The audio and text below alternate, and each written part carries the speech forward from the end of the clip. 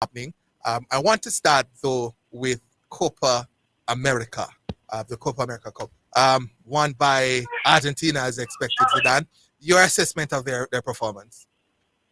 All right. It wasn't as impressive as what we saw from them in the World Cup overall, and even in the Copa before. Remember, they defended their title. But it was workmanlike. They showed a lot of character, a lot of class. And when you get eventually when you get the feeling of winning, which Argentina team finally did since the early 90s, whether at World Cup or Copa, you want it so badly that you're very determined to ensure that you feel it again. And the fight from the team, this team was more about the grit and determination. They were excellent defensively because we only saw flashes of what they and how well they can move the ball and go forward. But I think the main reason why they ended up on top of this competition is because of them being champions before. Because we saw Colombia looking like a more formidable force right throughout the competition. We saw Uruguay. So we thought Colombia or Uruguay was able to do it. But Argentina, the championship medal prevailed in the end for me. So it was all about them having the experience and the know-how and wanting to have that feeling again of joy, which they showed in the last two previous tournaments. Indeed. Question for you now, Leighton. Messi.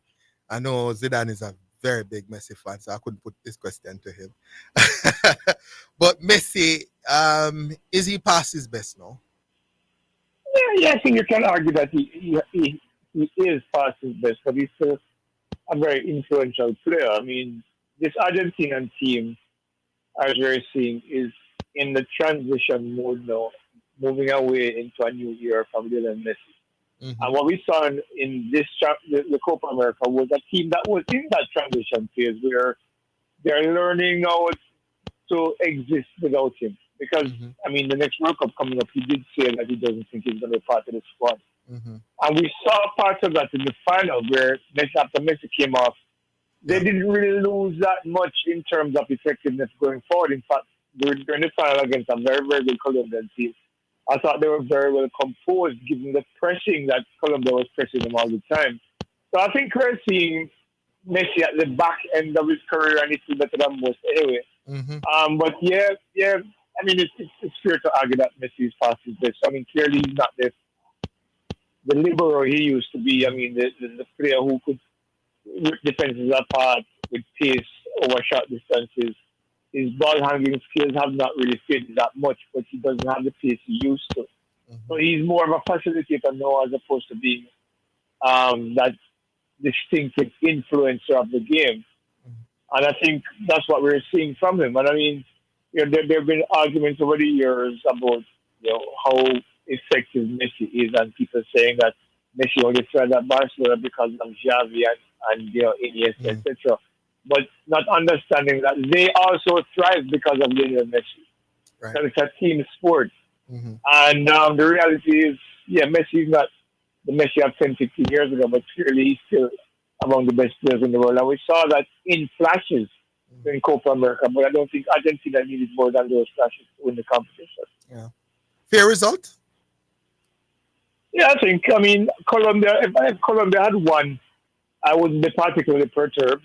Because I think that they were probably the next best team in the competition, and perhaps outside of the final outcome, the best team in the competition, given how they played right through. They were dominant for the most part.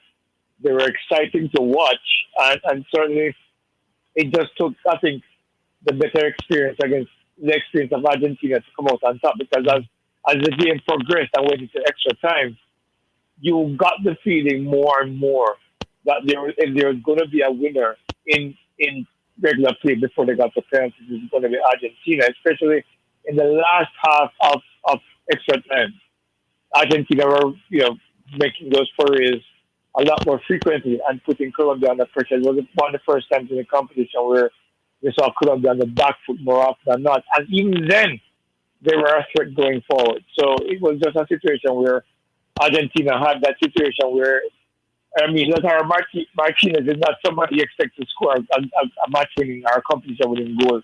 Given what we've seen from him over the years at Milan, etc., he's not that kind of forward. Even in the World Cup, he missed some wide-open chances, but he buried this one.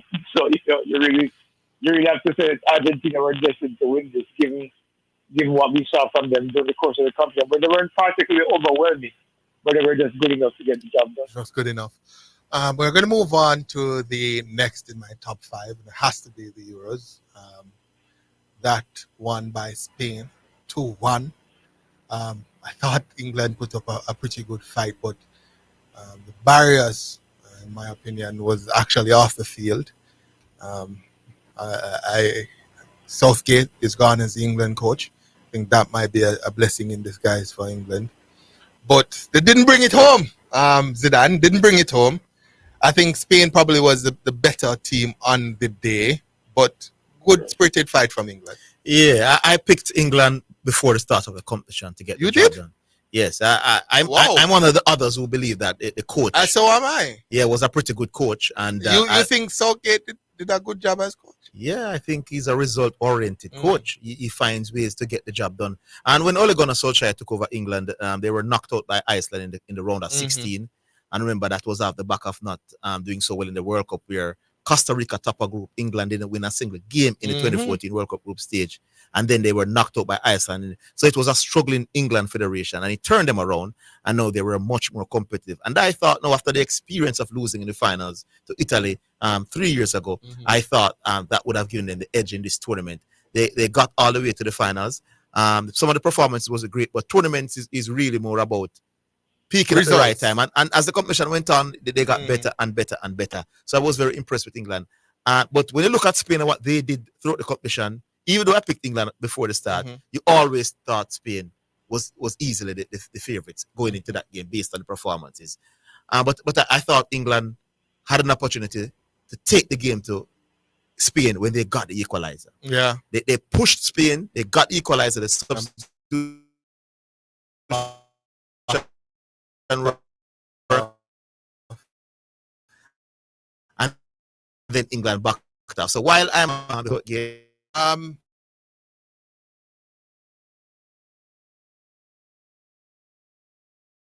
your staunch defense of Southgate, but I have to say I have to go there. So I'll ask Leighton his opinion at this point. Harry Kane. I thought Harry Kane, I think his days maybe behind him, his better days maybe behind him. And you could actually see the game change when he was taken off. And you saw people like Cole Palmer and others pushing the game to the Spanish team. You think first of all, Leighton, the starting 11, was it the right one from Southgate? Listen, I'm going to have to disagree with you Zidane here. Yeah. In answering your question, whichever 11 you put on the field first, Gareth Southgate would have found a way to have this team lose. Wow. This era of English players are perhaps the best we've seen since the 1970s, perhaps. And they're the worst playing team in the competition. They have no creativity going forward. They defend well, give them that much. But if you look at the course of the competition, England probably had the least number of shots at goal during the competition because they just couldn't find ways to break teams down. That's because Southgate is so conservative. When you look at Phil Foden, for example, and I'll come into the Hurricane in a second. Phil Foden is wasted in how he's using him on the field. He's running around like a headless chicken because he doesn't have a definitive role going forward because nobody seems to know what they're doing going forward. Spain was by far the better team. And to your point, Harry Kane, past his best, but, the reality is that the way England play, you have to wonder whether or not Harry Kane would have been more effective in another setup. But, he's still an effective forward. He still scored a lot of goals for Bayern Munich. The man just can't win anything. So, the reality maybe Kane is a problem with England. Yeah, well, it could be. But the thing is, as you mentioned, when Cole Palmer came on, you could see the attack become a little bit more dynamic. And Zidane is right in this respect that after they had Spain on the ropes, because of their coach, they backed up and allowed Spain back into the game, which again is, for me, the issue always with Southgate. he's too conservative. In an era when you have so many different kind of attacking players for England, you see how Foden and company plays for Manchester City. You see how Cole Palmer plays for Chelsea. You see how all of these different players in their respective positions are probably the best England has to offer in quite a while. And yet you've never seen them play to their full potential under Gareth Southgate. I am so glad to see him go because while I'm not an England fan, I do believe that with this, the lineup of the quality of players that they have under a better coach can do a lot better than England have been doing in the last 2 years. Yeah. I'm going to give Zidane an opportunity to respond to what you just said, Leighton. He's been chomping at the bit here. So I'll give him about 2 minutes to respond, and we'll go to the break after. Yeah, man. I think what happens, we watch a lot of the Premier League. It's the best league in the world in terms of marketing and everything. I will see the players week in, week out. We are fans of Arsenal, Man City, etc. We love the team, so we like the players. And sometimes I think because of that, we overrate some of these players. So you might see the players come together now when you watch them for Arsenal, Manchester United, Man City, and you think that, oh, this is a big team and they technically can play teams apart. And Leighton said he thinks it is the best crop of players since the 70s. And no, they are not. Let me give you some names. Stevie Gerrard, Frank Lampard, Paul Scholes, David Beckham, Ray Ferdinand, John Terry, Ashley Cole, Wayne Rooney, Michael Carrick, Owen Hargreaves, and Joe Cole. They all played in the same era. It's chalk to choose in terms of those versus these. And what these set of players did, they tried to play attractive, expansive football, and they didn't get anywhere. They didn't make a major final. They didn't make a major semi-final. So I think what Gareth Southgate realized is that, listen, perhaps these players that England are producing are good players, but they are not special, world-class, all-time great players. So he adjusted the way he played, and he has gotten the most success. Let me give you a stats. From 1968 until 2016, when he took over, England won 6 knockout games in all competitions. Wow. Under Gareth Southgate, 8 years, he won 8. Wow. He took 8 years and won more knockout game in England history between 68 and 2016. That is amazing. And this argument about, they beat teams that they should beat. They lost to Iceland in 2016. They didn't come out of the group in 2018, and they didn't win a single game in the World Cup in 2014. So when you look at what was happening before and what Gareth Southgate did in his 8 years, he did an amazing job. All right, Zidane, to your point. Yeah. Right? How many of those games did England win by penalty shootout? It doesn't matter. You're going into the tournament to win. No. But it matters. If we're talking about regular time. We're talking about regular time and extra time. How many of those games did England win in regular play as opposed to penalty shootout? If they had beaten Spain on penalties Sunday, would it matter? They would be European champions. All right, guys, we have to go to the break. We have to go to the break. I'll give you a minute to respond after the break. This is why I have these two guys on. We'll go to the break now, and we'll be back in a minute or two.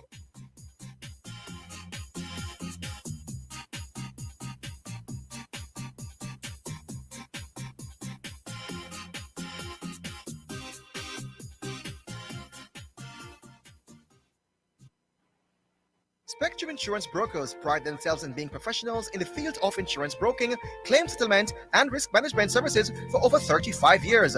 We offer a wide range of insurance services, including motor, property, liability, accident, life, and international health for individuals and companies at competitive rates. Call 926-3572 or visit 7.5 Haining Road, Kingston 5, or shop number 3, James Plaza, Mandeville. Call 625-6804 or visit online spectrumjamaica.com. Spectrum Insurance Brokers, setting the industry standards. Upskill yourself and earn what you are worth with international advanced diplomas and associate degrees at IIRQ Engineering and Technical College. Registered with UCJ, JTech, and an approved City and Guild Center. Get trained at global standards in 9 to 18 months and earn advanced diplomas and associate degrees in electronic and electrical engineering, logistics and supply chain management, motor vehicle repairs, business management, food prep, and food and beverage. Day, evening, and Saturday classes begin very soon. Register this week and choose a payment plan that suits you. Visit us at 32 Hope Road, Kingston, or call 876-322-4029. IIRQ, your premium technical college choice. You're listening to The Scoreboard on Jamaica's #1 sports station. Welcome back to the Scoreboard. Top 5, but it's a riveting discussion going on. I wish we had more time, but we only have half an hour. So Leighton, I'm going to give you a minute just to respond to Zidane, he's promised that he'll leave it alone, so we won't have a debate, and then we'll go on to the other three topics we want to discuss real quickly. So 1 minute till No. All right. I don't need more than a minute. Southgate has won 8 knockout games, 3 of them by penalty shootouts. Okay? So you come back with the stats. So, Yeah. so Sudan, look, we're not disputing that he has won a lot of games, 61 wins. We can't argue that. But the fact is, when it comes to these tournaments, that you win, with penalty shootouts are part of the game, but the fact is that England have not been as effective as they could be, and they utilize the talent that they have at their disposal. Under a better coach, imagine if Pep Guardiola was coaching this England team. They would lose a tournament. I'm telling you, and they said this for another concept. Guy Southgate is, I'm glad he's gone, because at least now I will be able to find a coach that can have them play to their potential. And going back to the era with Gerrard, yes. Anthony, if they were so good, why did they never win nothing? That's the point I'm making. Don't take Southgate for granted. They were more talented than the bunch now, and they didn't get even past the quarterfinals of any tournament. Individually, they were good, but they were never. Well, anyway, you can argue both. Yes. Yeah. You may want to argue that it's the coach's job to blend the talent There you go. and get the results. So we'll look at that another time. See if we can get another program and have you guys on and go at it for an hour, 2 hours, whatever. But we have to move on. We'll start our next topic, Wimbledon. The men's, I'll allow you to have the men's singles. Alcaraz beating Novak Djokovic 6-2, 6-2, 7-6 to take the title. Spanish Joy. Yes.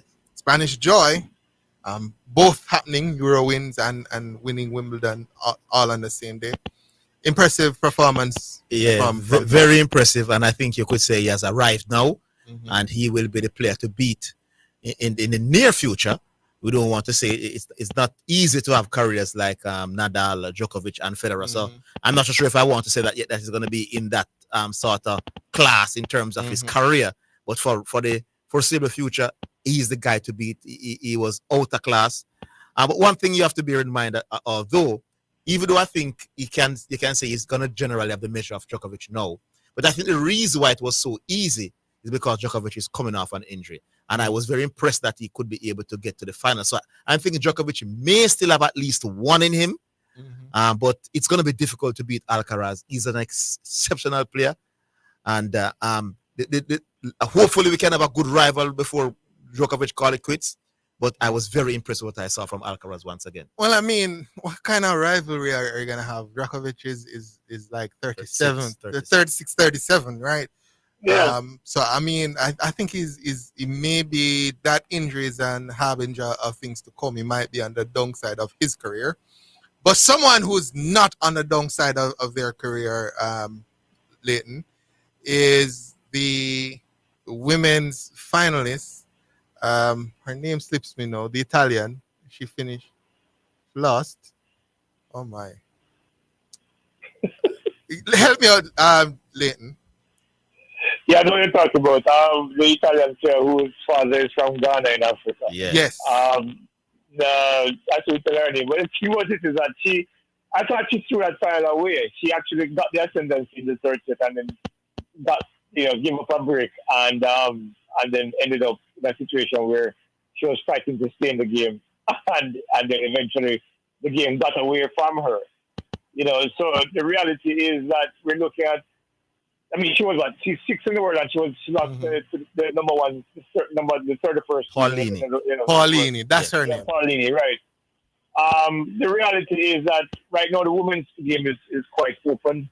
I mean, with the departure of some of the big names, like Serena, and of course with Jesus, I can't remember nobody's name now this evening. You put the virus for me, Man. The bottom line is that the women's game is wide open. There is no single dominant player anymore in the women's game. I mean, Coco Gauff, for example, is is close to being the and that's why I take out the play on clear court. It seems. Mm-hmm. So it's not as it's kind of just one big open field for the women. But going back to Alcaraz is going to be the dominant player On the men's side. He and Sinner, I think, are going to be the two big players going forward because both of them are young, both of them are exceptionally talented, and I think they'll probably end up replacing the former big three in Nadal and of course Federer and Djokovic. But the women's game is wide open, and it's going to continue to be that way until some player comes through and dominates on all surfaces, like we saw with Serena, like we saw with Steffi Graf, like we saw with a lot of the greats over the years, the Martina Navratilova and the Lloyds, and it's the women's game right now is it's a situation where when you watch a tournament, the biggest guess is to figure out who's going to win. So the final was between Jasmine Paolini of Italy. I like her. She's on the shorter side of things. I think she's like 5'1", which is a disadvantage for her. And she lost to Barbara Kirkovot 6-2, 6-2, 2-6, 6-4. I think it was a spirited performance from the Italian. At some points, I thought it was done, and she fought back gallantly. In the end, just managing or failing to take the title. But I'm definitely looking forward to seeing more of Jasmine Paolini. First Italian to make it to the Wimbledon finals on the women's side. The funny thing about Krejcikova is the fact that she was coached in part by Jelena Novotná, right? Who, if you remember, had one of the biggest strokes in the Wimbledon final ever. Yeah. She was leading 5, I think it was 5-1 in the final set against, I think it was Steffi Graf, and then lost Wimbledon. It was frightening. But the thing about it is that she almost did the same thing as well, because she almost did it. Set. Yeah, she gave up the second set and then was actually in trouble in the final set before somehow Paulina contrived to put herself on the back foot, and eventually it was a hill too far to climb after a while. And but it was, I don't say it was a spirited game, and I actually enjoyed the final. It was not as lopsided as the men's final, funny enough. I thought it was going to be a little bit more competitive, but it's what it is. Yeah. So we have about 5 minutes, and we have 2 topics to get to. I can't go through the program. I really don't want to talk about it, but it is one of the top, if not the top news makers in Jamaica right now, certainly on social media. I've seen Miss Kitty speaking about it. I've seen it all over. So I literally can't go without mentioning it. And that's the whole controversy between Nohan Lyles and the Jamaican public, or some of the Jamaican public, in what has happened or what he said on a podcast. I don't know if you've seen it, Leighton, but if you have, what are your views on that? Did he go too far? Did he say anything out of pocket? Yeah, listen, everybody, in this age of social media, there's a lot of exchange of information. U.S. knows what's goes on here in Jamaica, and vice versa. We know things going on in the U.S. and I don't think America has to about. The thing is, though, Nolan, I think, did not need to put his finger on the bus the way he did. I mean, look, we all know we get information, but we don't need to put it out into the public space. We know that Villa used to get MVP. He says that for the last 5 years he's been getting inside information from MVP. So he knows what's going on with Kishian, etc., etc. The fact is that, yes, you could have said that without implicating Janelle. Yeah. And while she has defended him, and to put it understandably why, the reality is that he shouldn't have done that. I think he could have simply said, I do get information out of Jamaica from time to time. Yeah. But what goes on in MVP, and so I'm aware of what's going on in terms of Kishi and Thompson, and even nobody can be losing race structure. Mm-hmm. And then left it at that. Simple. But to put her out there like that, I think potentially puts her in a situation where her fellow athletes at the Olympic Village, for example, will be wary of the things that they said to her no, because of the perception that it gets filtered back into the US camp. And that's not what you want, especially at the Olympic Games when the competition and the athletes come head to head. You know, that's my exact views on it. You've used different words than I've used in the past, but that is my view on it. I really don't see the need, first of all, for him to say, hey, I get information about this athlete or that athlete. Because once you say that, then people around those athletes who know that you're in connection, they're going to start viewing your connections. I'm going to say connections. I'm going to say Janelle Bromfield. They're going to start viewing her with a little bit of suspicion. What exactly? Because even if he gets information from somebody else, it doesn't have to. You don't have to call a name. But even if he gets information from somebody else, all of a sudden, no. Yeah. People are going to think he got it from Janelle. So he finds out, for example, what the 4x1 order is, and he tweets it out, and everybody is going to say, hey, is she tell him? When she never tell him nothing. Never need to say it, boy. Never needed to say it. We're 4 topics in, so we have 1 topic to go. We have about 2 minutes left, and I'm going to go with my sport that has brought me into the whole sporting spectrum. And that's cricket, and I'll leave this one now to Zidane. You have about 2 minutes. West Indies playing. They're doing quite well, better than I expected, after an innings and 100 and odd loss to England in the first test. They're there, 300 and odd for 5, only about 55, only 55 wickets in hand. Well, 5 wickets in hand. Good performance. Yeah, good recovery. I think the English team made too much runs in one day, 416. They were going very fast. The bowlers, even the ones that took wickets, went for a lot for the most part. So it wasn't a great bowling day for us. But the batsmen, you thought it was a potential situation where England could blow us away with the ball, but they stuck it out. It seems as if it appears that it's a good wicket to bat on.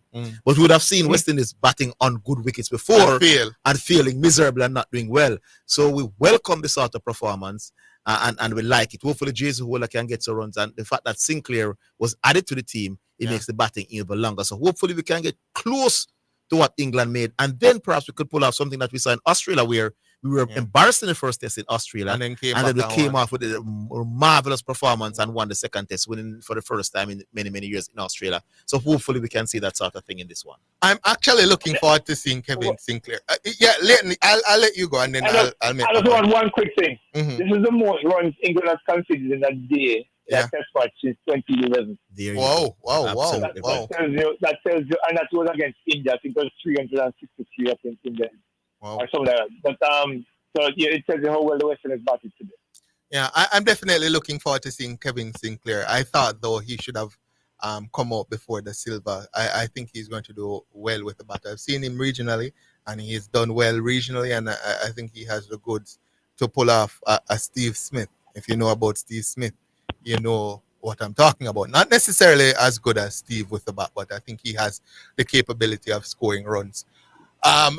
Before we go, though, I just want to remind the listeners, and if you have contact with anybody who doesn't have light or coverage, radio coverage, you can always check us out on YouTube. That's Omega Radio on YouTube, on Facebook. Help me out, Zidane, because my eyes are not as good as yours. I can tell you that. So let me get it. It's Omega Radio on Facebook and YouTube. There's also the website Omega Church Broadcasting Network, and we also have the app, the Omega Radio app. So you have a number of places where you can listen to us if you are not having light or if you don't have radio coverage. And even if you get it back, you can still listen to us for the convenience on those sites.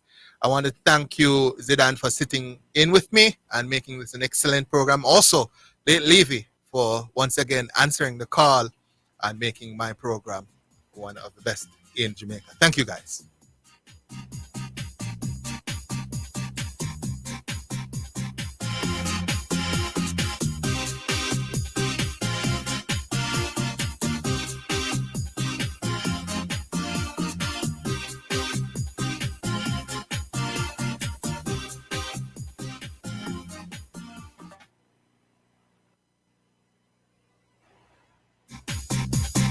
You've just heard the scoreboard. Remember to tune in Mondays to Fridays at 5 p.m. for top class sports discussions.